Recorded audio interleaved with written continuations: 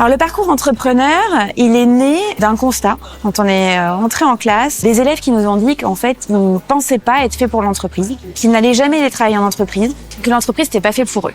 Et face à ce constat, eh bien, on s'est dit qu'on allait leur prouver le contraire et qu'on allait leur démontrer que tout un chacun peut en réalité entreprendre en Nouvelle-Calédonie et que l'objectif c'était de démystifier cette impression qu'ils avaient qu'ils n'étaient pas capables d'entreprendre. Alors évidemment, on n'en fera pas tous des entrepreneurs de ces élèves, on le sait, mais en fait cette formation à l'entrepreneuriat, c'est aussi une formation qui leur permet à la fois de découvrir qu'ils ont des idées, d'arriver à les mettre en œuvre et de prendre confiance en eux par tout un tas d'étapes qui font que au quotidien, ils vont parler de leurs projets, ils vont en parler à leurs camarades, ils vont en parler avec des chefs d'entreprise et ils prennent confiance. Et ce qu'on constate, c'est que entre le début et la fin d'année, sur ces élèves-là, on a vraiment une logique de prise de confiance en soi qui s'installe et on ne trouve pas du tout les mêmes élèves entre le début de la seconde et aujourd'hui la fin de la première. Donc c'est pour ça qu'on travaille. Ma participation dans ce projet, au sein de ce projet, c'est un peu en fait une expérience au sein d'autres académies où j'ai eu la chance de travailler avec l'association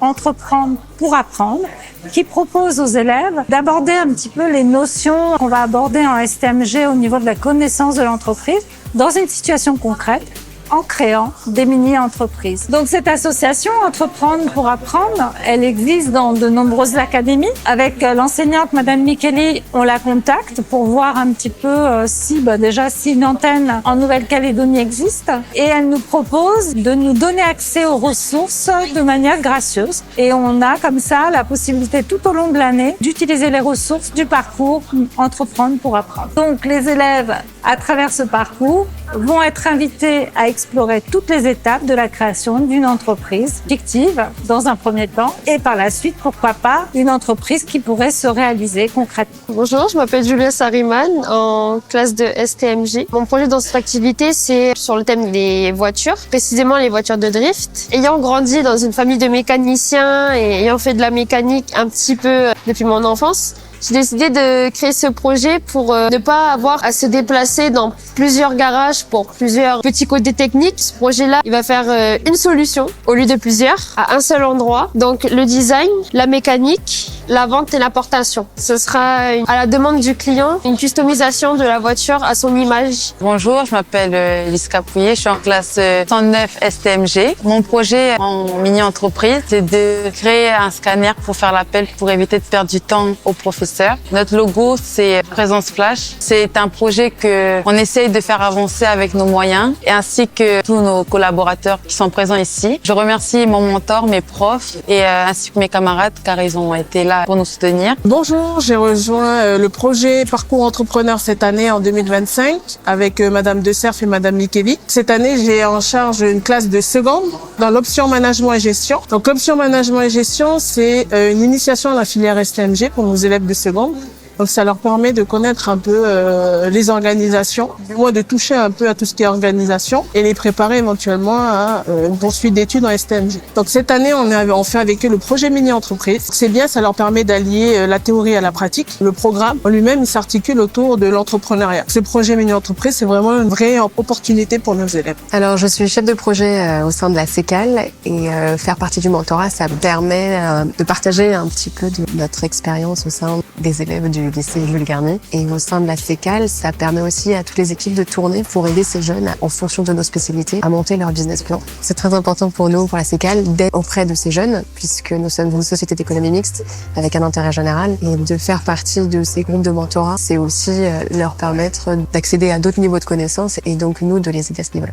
Et d'un point de vue personnel, ça me fait rencontrer des jeunes du lycée Jules Garnier qui ont du potentiel et qu'on peut essayer d'aider à élever.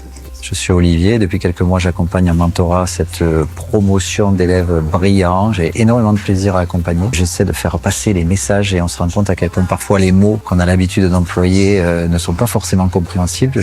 C'est une grande épreuve d'humilité aussi. Et puis, j'ai plaisir aussi à essayer de me projeter dans le futur quand tous ces jeunes arriveront dans nos entreprises. Comment on va faire pour que on arrive à les intégrer d'une manière réussie. Et c'est vraiment pour moi un grand plaisir d'être là avec eux. C'est à chaque fois une bonne respiration dans ma journée et dans ma semaine. Alors concrètement, comment se met en place ce parcours entrepreneur ? Le parcours entrepreneur donc s'inscrit sur 3 années, la seconde, la première et la terminale. En seconde, on est vraiment sur l'idée de faire émerger des projets. On fait partir les élèves d'irritants, donc des choses qu'ils ont envie de modifier parce que ça les agace au quotidien ou que ça les empêche de faire certaines choses dans leur vie. Et on leur dit, quelle solution vous apporterez à cette problématique? Donc ça, c'est la seconde. On pose un peu le contexte. Ils réfléchissent. On essaye de les aider. Alors, on leur fait créer aussi des logos. On leur fait créer.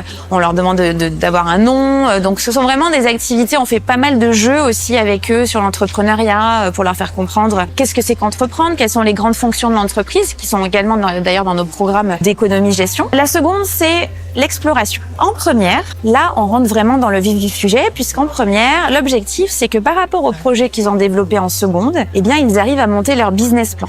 Donc, le business plan, c'est quoi?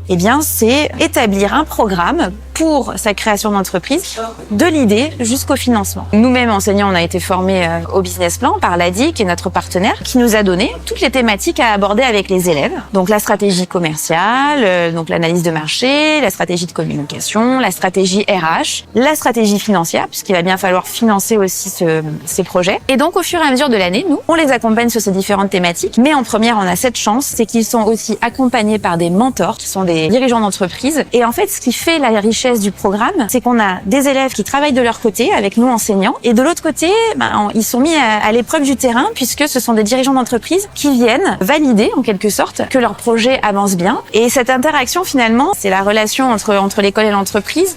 Ça donne une perspective aux élèves, puisqu'ils ont l'impression que leur projet finalement prend forme et qu'il va être viable à un moment donné. Et l'année terminale, donc troisième étape dans le parcours entrepreneur, on peaufine. Si certains d'entre eux ont vraiment envie de lancer leur projet, ils peuvent déjà commencer à être accompagnés par l'ADI, par Impulseo, qui est notre partenaire également. Et ce qu'on aimerait, c'est faire aussi un petit jury, participer au jury de l'association Entreprendre pour apprendre, qui est un jury national, pour qu'ils puissent présenter leur projet et pourquoi pas gagner. Ça serait vraiment formidable que des jeunes Calédoniens puissent gagner ce projet national. Et on les aura menés comme ça, sur un parcours de la seconde à la terminale, vers l'entreprise, vers la compréhension de l'entreprise et surtout vers la compréhension d'eux-mêmes et de cette capacité qu'ils auront eue pendant ces 3 ans à développer leur esprit, à prendre conscience du fait qu'ils peuvent innover, que chacun est capable et que leur projet qui était tout petit en classe de seconde, est devenu un vrai projet en classe de terminale. Si ensuite ils souhaitent lancer leur projet parce qu'ils vont faire des études, on est en partenariat avec Pépite. Pépite, c'est la structure qui gère les étudiants entrepreneurs. Même s'ils ne sont pas tous créateurs d'entreprises demain, ils auront tous ces petits ADN entrepreneurial qui leur permettra de mieux s'intégrer sur le marché du travail, et c'est aussi l'objectif.